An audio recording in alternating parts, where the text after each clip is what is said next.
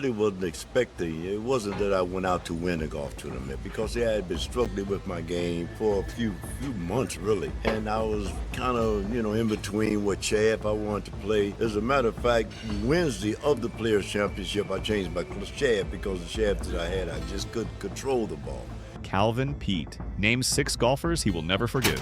Before we dive into the bitter rivalries that defined one man's career, let's start with something incredible. Calvin Peete led the PGA Tour in driving accuracy for 10 straight years. 10 consecutive seasons of being the most precise driver in professional golf. That's not luck. That's not a fluke. That's dominance in its purest form. But here's what makes it hurt even more. Despite that decade of perfection, despite 12 tour wins, despite a Players' Championship and a Vardon Trophy, Peete never got the respect he earned. And there were 6 men who symbolized everything wrong with how the golf world treated him. 6 competitors who either attacked him directly, stole his recognition, or represented a system designed to keep him invisible. This is the story of why Calvin Peete could never forgive them. Let's start with 1984 because that's when things got ugly. Peete won the Vardon Trophy that year with a scoring average of 70.56. It should have been a crowning achievement. Instead, it turned into a war. Curtis Strange led the charge against him. Strange and his supporters accused Peete of manipulating the rules to protect his scoring average. They pointed to 2 specific moments. First, Peete withdrew from the Heritage Classic after shooting a 41 on the front 9. Critics said he quit to keep a bad score off his record. Second, he was disqualified from the Tournament of Champions for a scorecard error, which removed that round from his official statistics. Strange called it sitting on his average. He questioned Pete's integrity in front of the entire golf world. Think about what that means. Curtis Strange, the cocky Virginian who represented everything the country club establishment loved, publicly accused Calvin Peete of cheating the system. This wasn't some random player. This was one of the best American ball strikers of the decade, someone Peete traded places with on leaderboards all the time. Strange was abrasive, aggressive, and felt entitled to every accolade that came his way. When Peete beat him statistically, Strange couldn't accept it. Strange felt entitled to say that Peete, a man who learned golf at 23 with a permanently fused elbow who climbed out of Florida sugar mills to compete at the highest level, was lacking integrity. That accusation cut deep, but it got worse. The PGA Tour responded by creating a new rule. They called it the Cal Peete rule, and everyone knew exactly who it targeted. The rule said that any player who teed off on the first hole must finish that round for it to count toward eligibility. Withdrawals or disqualifications midway through would disqualify you from statistical awards for the entire season. They literally rewrote the rulebook because a black golfer mastered their game. They codified Strange's whisper campaign into official policy, put an asterisk next to Pete's trophy, and told the world it was questionable. That was unforgivable. The PGA Tour chose to protect Curtis Strange and the establishment rather than defend their leading minority player. They proved that when a black man beat them at their own game, they would simply change the rules.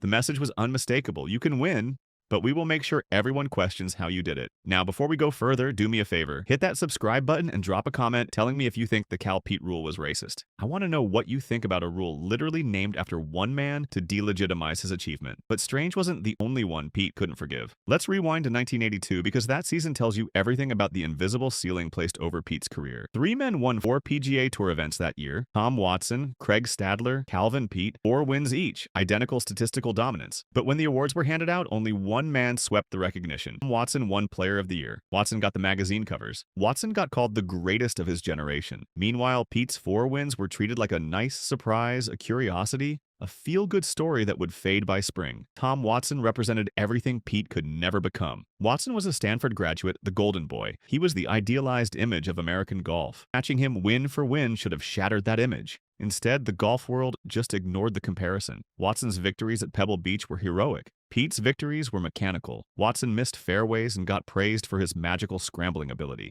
Peete hit every fairway and got called robotic. The message was clear. Even when Peete did exactly what Watson did, it didn't count the same way. Watson was the ceiling, and Peete would never break through it no matter how many times he matched him statistically. That casual dismissal, that refusal to even consider Peete as an equal, something Peete could never forgive. Watson's chip in at Pebble Beach to deny Nicklaus became the defining moment of that era. Nobody remembers that Peete won just as many tournaments. Nobody cared that Pete's season was equally dominant. The golf media decided Watson was the story, and Peete was just a footnote. The voting wasn't even close, which told Peete everything he needed to know about his place in golf's hierarchy. And then there's Craig Stadler. The Walrus? Stadler also won 4 times in 1982, including the Masters. Stadler's story reveals a different kind of injustice. Stadler could throw clubs. He could grimace and pout and lose his temper on national television. And the golf world loved him for it. They called it personality. They called it passion. They marketed him as the colorful character who made the game fun to watch. Peete didn't have that luxury. He had to be perfect. He couldn't afford emotional outbursts because he was carrying the weight of representation for an entire race. He had to be the machine, flawless and stoic, because anything less would confirm every stereotype waiting to be weaponized against him. The establishment embraced Stadler's 4 wins as a triumph of personality. They gave Peete clinical respect but kept him at emotional distance.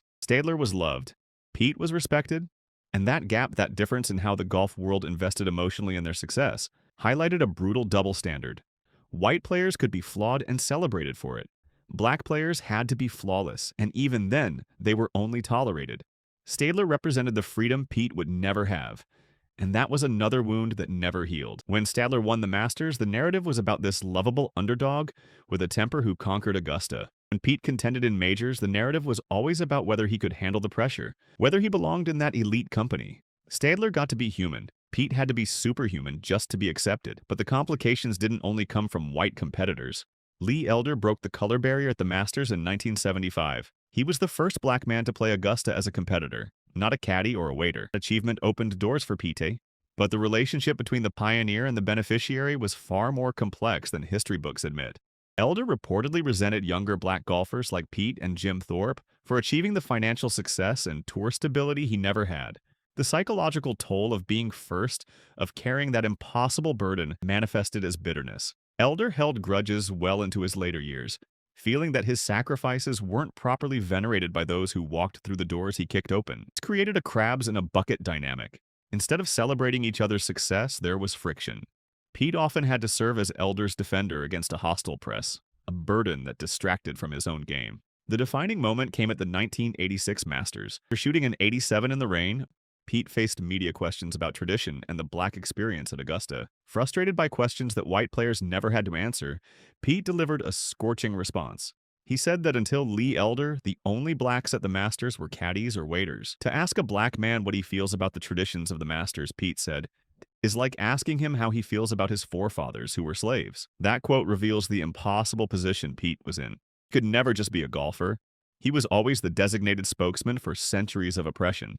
Elder's legacy, as monumental as it was, created expectations that crushed Pete's ability to focus purely on his game. He was fighting a war on 2 fronts, against the white establishment represented by Strange and Watson, and against the bitter expectations of the black pioneers who resented that his path was slightly easier than theirs.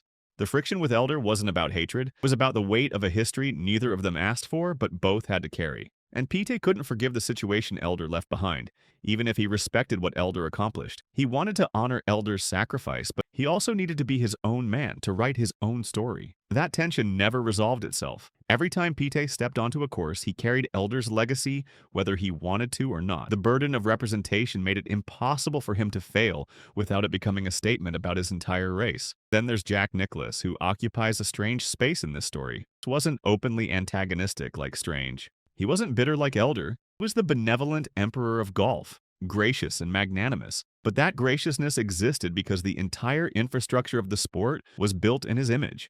Peete won the 1984 Vardon Trophy. The man he beat was Jack Nicklaus. And that's when the scrutiny intensified. The controversy over Pete's withdrawals and disqualifications must be understood in this context. Had Pete's average slipped, the trophy would have gone to Nicklaus, the game's greatest hero. The ferocity of the Cal Peete rule debate was fueled by the feeling that Peete had stolen an accolade from Jack via a loophole. Nicklaus praised Peete publicly after the 1983 Ryder Cup, calling him a warm and caring man, but the social structure of that team told a different story. Peete was a utility player, valuable for his straight drives and foursomes, but never the star. The team was dominated by Watson, Crenshaw, and Stadler. Peete was useful but not central. The unforgivable aspect of the Nicklaus relationship was the asymmetry. Nicklaus could afford to be gracious because everything was already his. Peete, who beat Nicklaus statistically in '84 and matched his consistency for a decade, was always treated as a guest in Nicklaus's house. The fact that the tour changed its rules specifically to delegitimize a victory over Nicklaus proves who the system was designed to protect. He was never allowed to truly beat the Golden Bear, even when the numbers said he did. Nicklaus's kindness was genuine, but it came from a position of absolute power, which made it feel more like charity than respect. Finally, there's Larry Nelson, and this one cuts the deepest because Nelson is the mirror image that exposes everything. Like Peete, Nelson was a late starter who didn't pick up golf until his early 20s. Nelson learned after returning from Vietnam. Peete learned at 23 while working in the fields. Both were outsiders who defied conventional wisdom about when a professional golf career must begin. But the way their stories were told reveals the racial tax. Pete paid his entire career. Nelson was embraced as an American hero, the soldier who read Ben Hogan's book and went on to win majors. His narrative was rugged individualism, the American dream realized. Pete's narrative, which was objectively more miraculous given his fused elbow and extreme poverty, was framed as an anomaly, a curiosity, an exception that proved the rule. Nelson and Pete competed for the same accolades throughout the 80s. In 1979, Nelson was the Ryder Cup hero who dismantled the European team. Pete wasn't selected for that squad, despite playing well on tour. He had to wait until '83 to make his debut. The slight of being overlooked while Nelson was elevated to stardom lingered, but the ultimate unforgivable fact is the Hall of Fame. Larry Nelson is enshrined in the World Golf Hall of Fame. Calvin Peete, with 12 wins, a Players' Championship often called the fifth major, and a Vardon Trophy, is not. Nelson proved that a late starter could be accepted as a legend, which means Pete's exclusion wasn't about his late start. It was about who he was. Nelson is the proof that the door was open for people like Pete, but only if they were white. That's a betrayal Pete could never forgive. The comparison haunted Pete because it stripped away every excuse the golf establishment could offer for why he wasn't celebrated the same way. What makes all of this worse is how subtle the exclusion was. Nobody burned crosses on the fairway. Instead, they weaponized bureaucracy. They changed rules. They controlled narratives. Pete was described as having natural rhythm or being an overachiever. Those words sound like compliments, but they diminish intellectual capacity. Pete wasn't natural. He was a genius who figured out how to hit a golf ball straighter than anyone in history despite a permanently fused arm. Watson and Nicklaus were credited with course management and strategic brilliance. Pete was credited with rhythm, as if his success was accidental instead of engineered through relentless study and adaptation. The intellectual dismissal was constant. His precision was treated as a physical gift rather than a mental achievement. Nobody asked Pete about his strategic decisions or how he thought through a round. They just marveled at his swing like it was some kind of natural phenomenon beyond his control. The implication was always that he didn't understand his own success, that it just happened to him rather than being something he created through intelligence and discipline.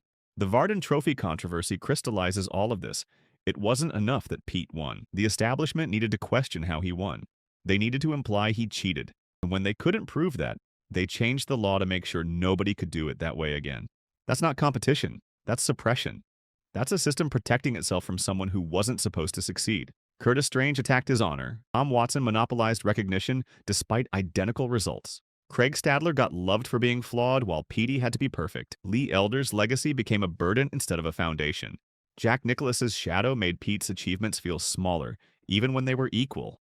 And Larry Nelson got everything Pete deserved simply because he fit the image the golf world wanted. When Pete died in 2015, he was eulogized as a pioneer, remembered fondly in highlight reels and History Month segments. But the specific injustices detailed here, the stolen legitimacy of his Vardon Trophy, the invisibility of his '82 season, the friction with Elder, the Hall of Fame snub compared to Nelson, paint a portrait of a man who was tolerated but never truly integrated. He stayed in the fairway for 10 straight years because he knew that in the rough, there was no mercy for someone like him. He couldn't afford mistakes. He couldn't afford controversy. He had to be perfect. And even perfection wasn't enough. His driving accuracy streak stands as a monument to precision under pressure, to excellence demanded but never fully rewarded. 10 years of never missing, and still they found ways to diminish what he accomplished. So yeah, Calvin Peete named 6 golfers he could never forgive. Not because he was bitter or petty, but because they represented a system that fought him every step of the way. They changed the rules when he mastered them.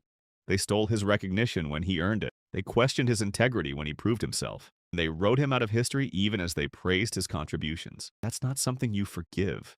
That's something you carry to the grave. These 6 men weren't necessarily evil, but they benefited from a system designed to exclude Peete, and none of them fought hard enough to change it. If this story moved you, subscribe to this channel and leave a comment telling me which of these 6 betrayals was the worst. Was it Strange attacking his character, Watson stealing his moment, or the Hall of Fame refusing to recognize what he built? Let me know, because Calvin Peete's story deserves to be remembered exactly as it happened.